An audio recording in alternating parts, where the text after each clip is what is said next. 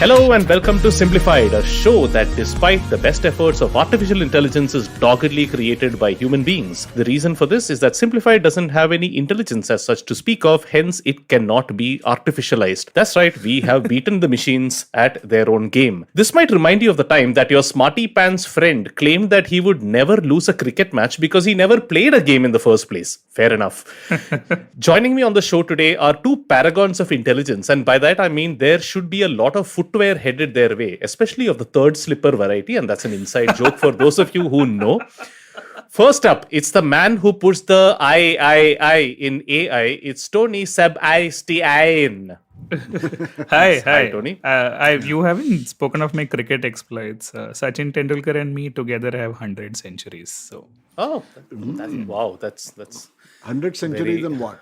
international Together, cricket. put together. Yeah, Oh, put together. yeah. What's 99.94 divided by 2? I'm just trying to figure out my connection with Don Bradman. Anyway, then there is a man who, because he's an engineer, puts the machine in machine learning, but he also puts the new in neural network, the Algor and rhythm in algorithm. He puts the P.G. Wodehouse into the Turing test, and if you didn't get that, you have failed the Turing test. And when Gotham does something naughty, he puts the Watson in Watson. And when he found out what a pain it would be to do a podcast with his first co-host, it was a moment of reckoning for him. Hence, he also puts the deep learning in. Remind me never to do a podcast with Deep again. That has been my learning. Wow. well played. Thank you. And missing, of course, is Srikeit, who is feeding on some other data set at the moment. And I hoped I have crammed enough buzzwords in there to have achieved AIPLO, or AI Professionals Listening Optimization. Oh my God. Wow. Are you Before sure we this is go not ahead- written by an AI? Pretty sure. Pretty sure. Okay, before we go ahead, folks, profundity, and since only the three of us are over here, this is actually something that I have taken from LinkedIn. One of those rare good posts that come on LinkedIn, and this is from a friend. This is from a gentleman called Rahul Rajput, and he says the law. And I don't know if this is because he's put it in quotes. I don't know if it's his own and whether he's got it from somewhere. But either way, kudos to him for bringing it to my attention. The law of conversion says that an engineer can neither be created nor destroyed, rather it transforms from one field to the other. So, gentlemen, happy World Engineers Day. Yes. Yeah, to all, happy World Engineers I Day. thought to the all law those of who moved to- conversion said you could always convert something from Word to PDF, but not the other way around. Oh, that's interesting, and that's actually a great starting point for what we are going to be talking about today. So, gentlemen, how have you been? Yeah, so I've been in and out of so many potholed roads that I'm seriously considering suggesting to the powers that be that, people name roads after prominent people, right? Why don't we name potholes also, right? So, like, you have really live, maybe you can rename the potholes after prominent officials in the city administration. I don't know. Pothole stations, as it were. Yeah, pothole stations. Yeah. So that's my bright suggestion for the week. Yeah. Yeah. This has absolutely nothing to do with what we're talking about today, but it is, I suppose, an Absolutely, yeah. intelligent solution. Yes, some good observation. Tony, Yeah. how have you been?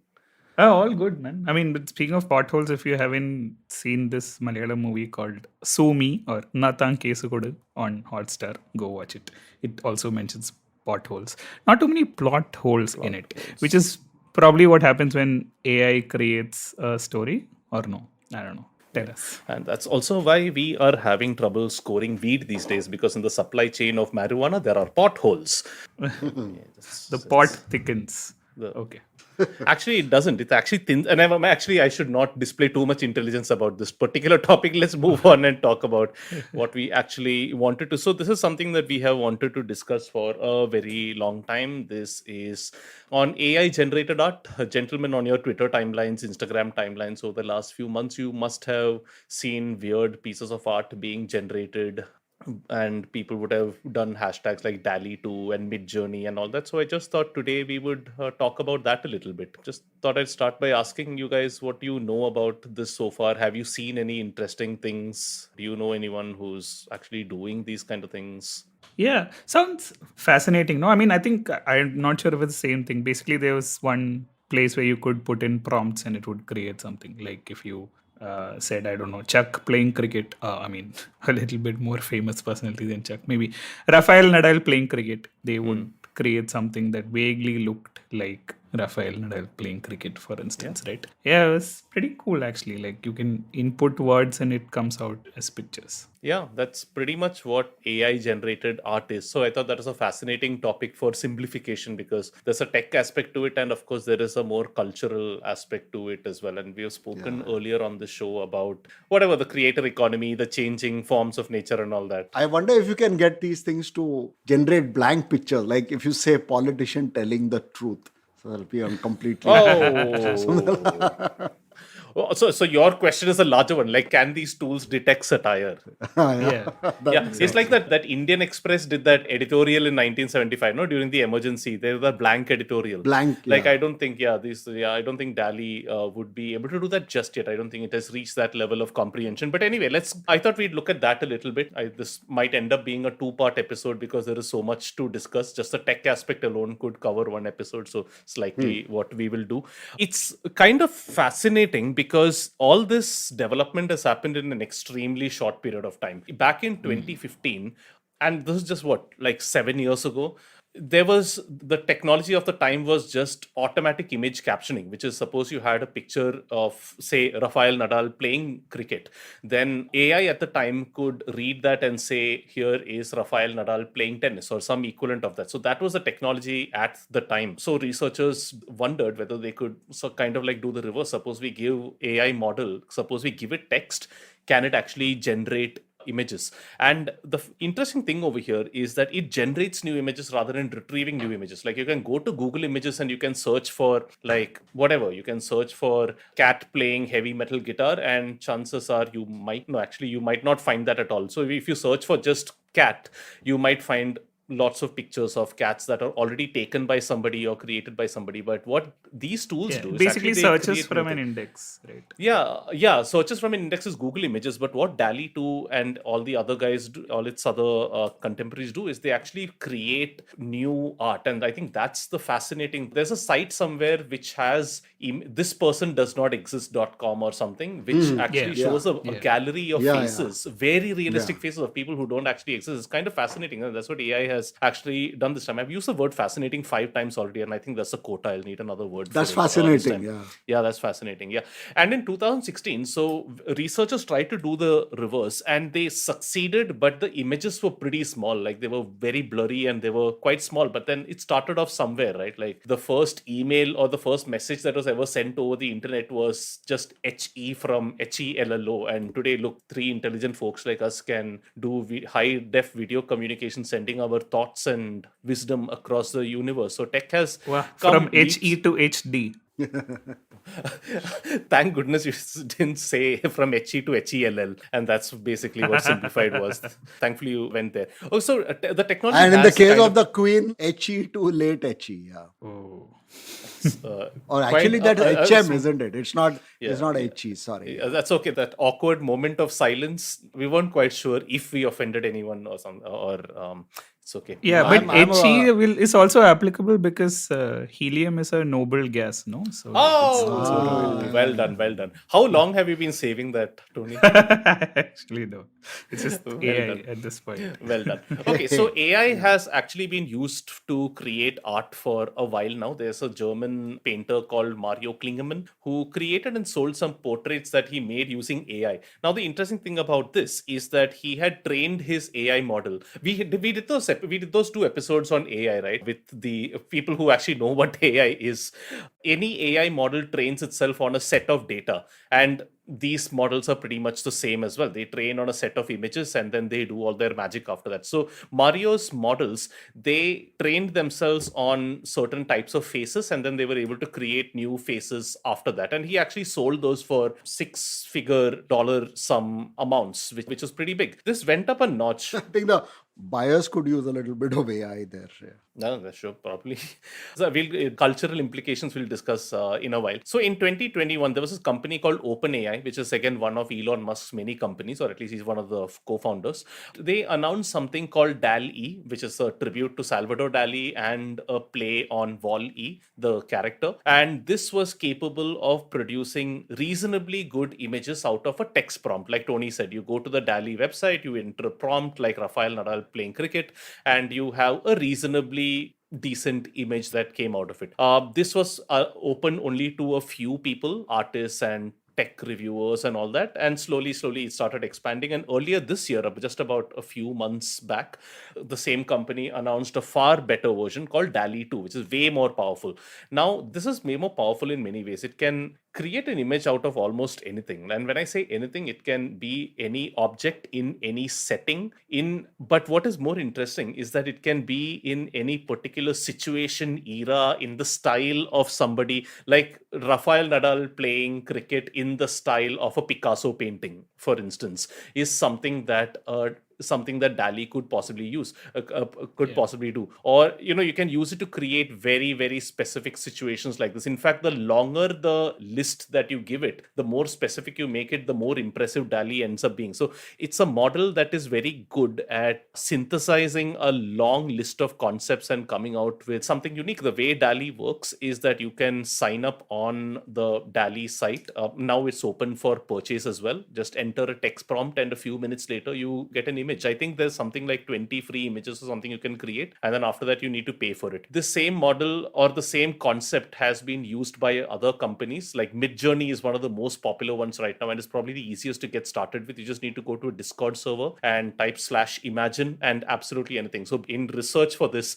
episode, I signed up for Midjourney and I created a whole bunch of things myself, including cats playing heavy metal guitar. And I also tried Simblified hosts sitting around a table having beer, and it generates 4 images. And a couple of them, I mean, there was nothing really to Simplified. I'm guessing there wasn't too much of a data set of images to draw that from. But one of them was a very happy looking beer glass, which kind of made me happy. So I think Is we'll this use is this that going as into our illustration for the episode? Yeah, I think we should. I think we can use that as an illustration. Just that beer glass. So when people look at the episode, I think it might just be that it's a. I must mention that it's a beer glass with a very Joker kind of the Batman enemy Joker kind of smile on it. Read into that what you will, but it was quite interesting actually to see that. So this is dall-e, and it's also very powerful in a couple of other ways. It has a feature called in painting, where it can take an existing image, say a room, and it can superimpose something on top of that. So suppose you want to say, okay, I want like sofa in the West Wing, whatever. So it takes a picture of the West Wing and it will then take a photo of a sofa and superimpose it on top of that. Not just that, it will also account for things like the lighting, shadows, the specific setting, the size and all that. So in many ways, it's quite a powerful model. And Marcus Brownlee, MKBHD, he did a bunch of experiments, he did a bunch of prompts, and he said something quite interesting. Like whatever I give dall-e, it always gives me more. Like one of his prompts was a tiger in the lost city of Atlantis. So he was just expecting a tiger in front of some illustration of Atlantis, but he also got things like trees in the background, birds, some other things that he said, okay, this makes sense over here, but I didn't ask for it. So the tool understands the context and it gives me more. So yeah, that's pretty much what dall-e is and what it does. What do you guys think? Yeah, this is first of all, I have no clue how any of this is done, because We will tell you, Naren. That is what the show is for. yeah. And the other thing is, if it's indistinguishable from something a human might do or produce, then we are one step closer to the ideal of having an indistinguishable sort of, you The won't be able to tell singularity. whether Yeah. singularity. You won't be able to tell if it's a real person or not. Yeah. I mean, sure, I think it's still a way away, but yeah, I think this is definitely one of the most impressive and scary, I suppose, displays of what AI is capable of. Because, I mean, reading captions from an image, I guess, is like impressive by itself, but sure, okay. But creating something new, I think there's something in the whole visual nature of it. And now it's very easy to imagine that from here, it could very easily be videos. It could very easily be, real. We are already living in the time of deep fakes and things like that. So, when you put all of these things together, it's kind of scary, fascinating at the same time. Yeah. I had a basic question. Is this machine learning or is it AI? And is there a difference between the two? I think for that, we need to go back and listen to our own Yeah. episode on AI. I missed I think the we've lost episode. the AI guys who I won in the beginning with all those buzzwords that I put and natural language processing. Please don't leave. All of So, how DALL-E works is like all AI, it trains itself on a lot of data. In this case, it's actually millions of images and the alternative text that is used. This is controversial by itself because it could mean that it's reading open Instagram images and all that. But basically, open images on the web and the context in which it's used and the captions that are used along with it. This is the training data on which DALL-E is used. By the way, side note, I read this fascinating article somewhere, fascinating again, 7 I think now, where a lot of AI grunt work is actually done by translators and data entry operators in India and other mid-income countries by people who actually type in these things. I think it's on restofworld.org or I think that's the site on which I read this, where there are actually people who are paid lots of money, not lots of money, but I guess lots for the cities and villages that they come from. And in fact, one city in Kerala, I forget which one village in Kerala is thriving with this, where they hire a lot of people who have basic computer literacy skills and they just look at images and just caption them. And these act as the training sets for AI by huge companies. I'm guessing including OpenAI. And I thought that entire story itself was kind of interesting. It would be so interesting if the actual image is now all these Kerala guys are coming up with all these pictures. Yeah. And some Stanford and Berkeley graduates will be actually doing it with no artificial intelligence at all. So we'll take a small break over here because after that we'll jump right into kind of like a little detailed explanation of how DALL-E exactly works. It's very interesting in terms of how it works, even if you're a non-technical person.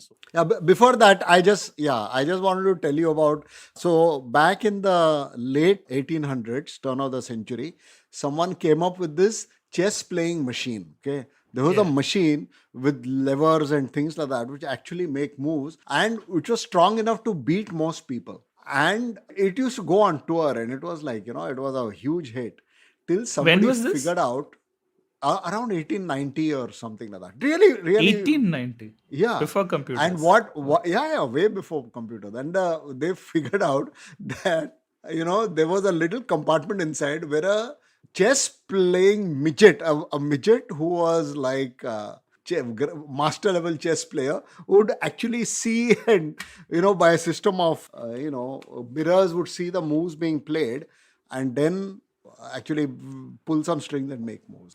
So see, as long as it the fools awesomest people, thing was then, to find a chess playing midget who was master level strength who would actually agree to go inside. Exactly. Yeah. Anyway, we will take our little break now and we will see you on the other side. Okay, welcome back to Simplified. We are taking a deep dive into how DALL-E 2 works, which is the AI model that OpenAI has created, which takes text prompts and converts it into images. Give it a try. It's quite interesting. I was surprised that they named the second version DALL-E 2 and not New DALL-E, which should have been... Oh! Yeah, that would have been so awesome. Okay, so OpenAI used to have a model called Clip, or rather they still have a model called Clip, whose job it is to do the reverse, which is to generate text from images, kind of like the first thing that we started off with. Now, to cut a very long, complicated story short, this helped OpenAI refine the attributes of a certain image. So what happens now when you enter a text prompt? Say, I'm going to keep using the same example that you did, Tony, Rafael Nadal playing cricket, is that the AI takes the certain words out of this, Rafael Nadal playing and tennis. It converts these into what are called text attributes or text embedding. So you have some embedding for Rafael Nadal, something for playing, and something for tennis. Basically, the system has broken down this text prompt into sort of like machine language, into numbers that represent Rafael Nadal, numbers that represent the act of playing and tennis. Then it converts each of these three things into images. So it's understood that, okay, these are the set of images that represent Rafael Nadal, these are set of images that represent playing, these are set of images that represent cricket. And also it has enough intelligence to sort of figure out what's an aesthetically pleasing image when you put all of these things together. So it's not just like randomly plopping one Photoshop layer on top of each other. So these text embeds are converted into image embeds, which are finally decoded, and the image is created at the end of it. This is slightly clunky to explain via podcast. I'll leave a couple of YouTube descriptions in the notes of this episode. It's actually quite much easier to understand when you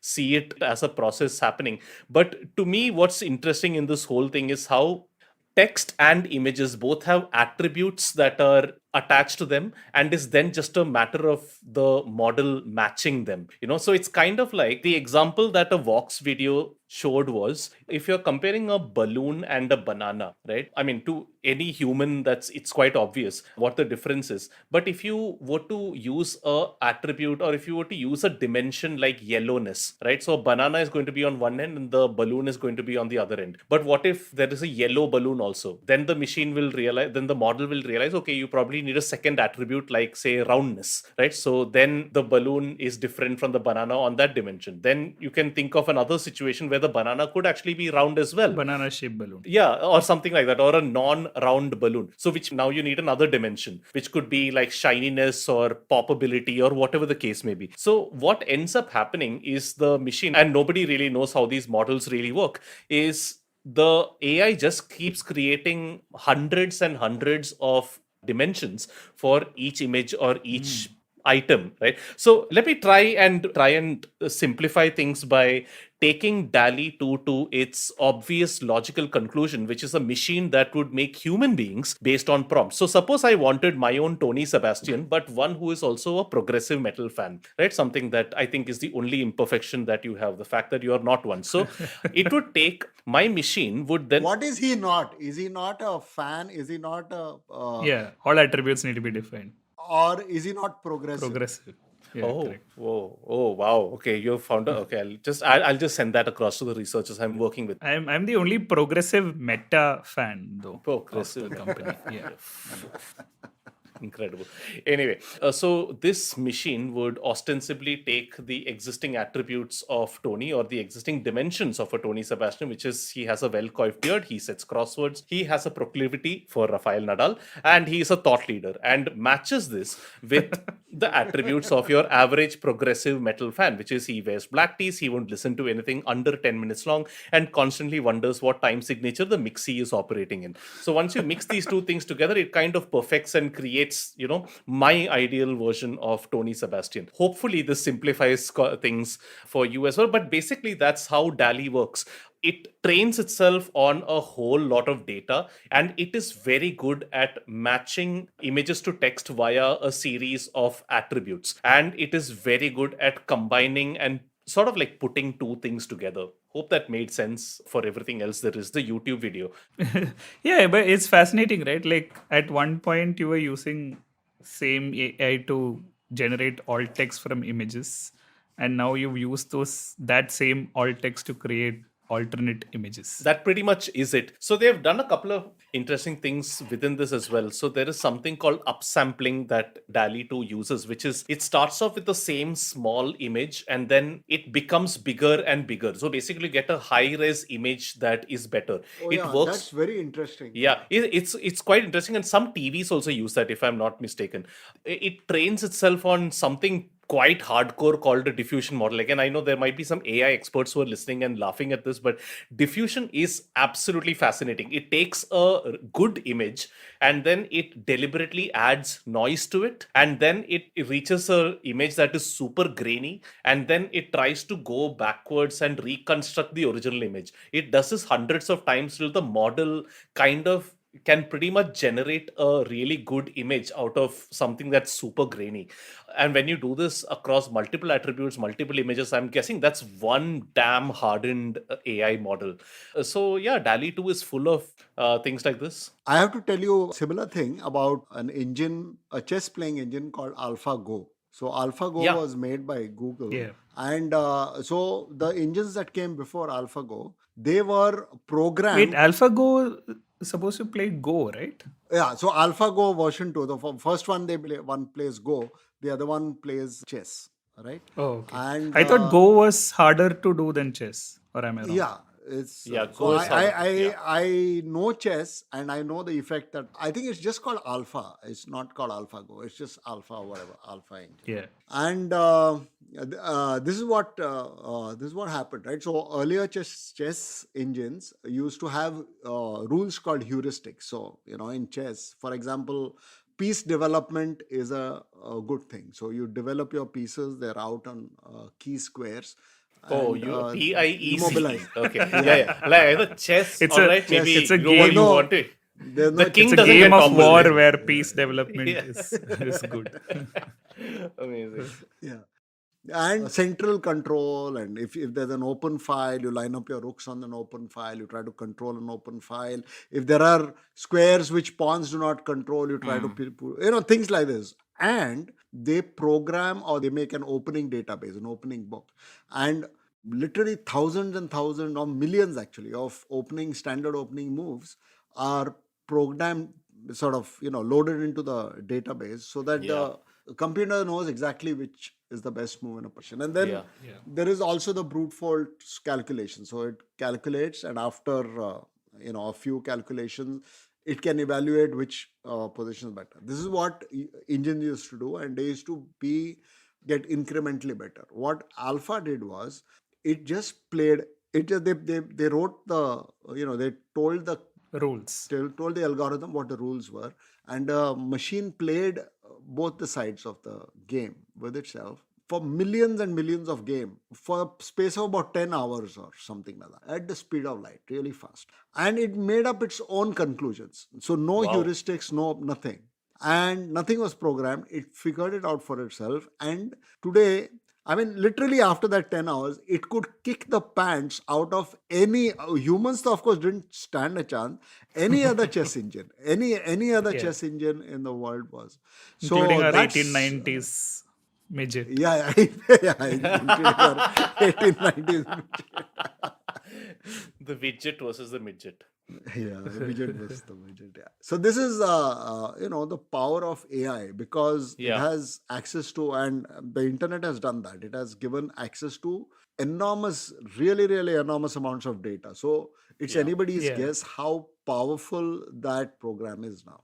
Yeah. the Actually, DALL-E that program. was sort of my original question, which I don't think is the correct definition. But like machine learning to me suggests that you have to feed it inputs, and then it Yeah. uses all of the like knowledge that it has learned and then tries to do something. Whereas artificial intelligence, again, this is a wrong definition, but like as a rule of thumb, I assume that it like play on its own and figure out the rules for itself, or like which is Correct. the optimal path for Correct. itself.